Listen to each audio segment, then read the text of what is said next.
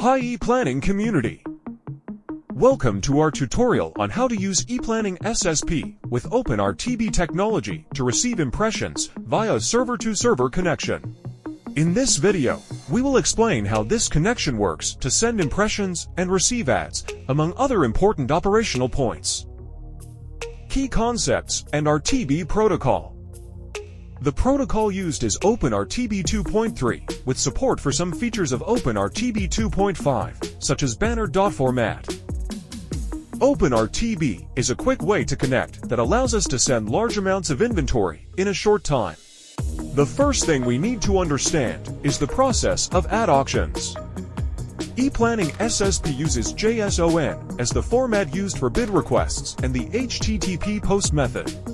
A bid request is sent to E-Planning SSP and other buyers by another SSP. E-Planning SSP responds with a bid response. The SSP selects a winner. The winning ad source is displayed. About connection.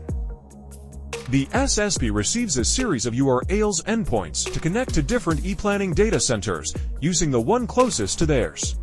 Only one bid request is sent for each auction, although multiple impressions can be sent in a single bid request. If not participating in the auction, E-Planning SSP returns an HTTP to 100 for message. About compression.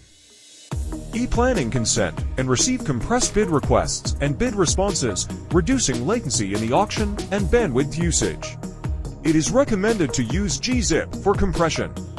The HTTP content encoding and accept encoding headers must be properly configured to handle compression. We hope this guide has been helpful in understanding the connection process better and optimizing your experience with our platform. If you have any questions, feel free to leave them in the comments. Thank you for watching, and we'll see you in the next tutorial.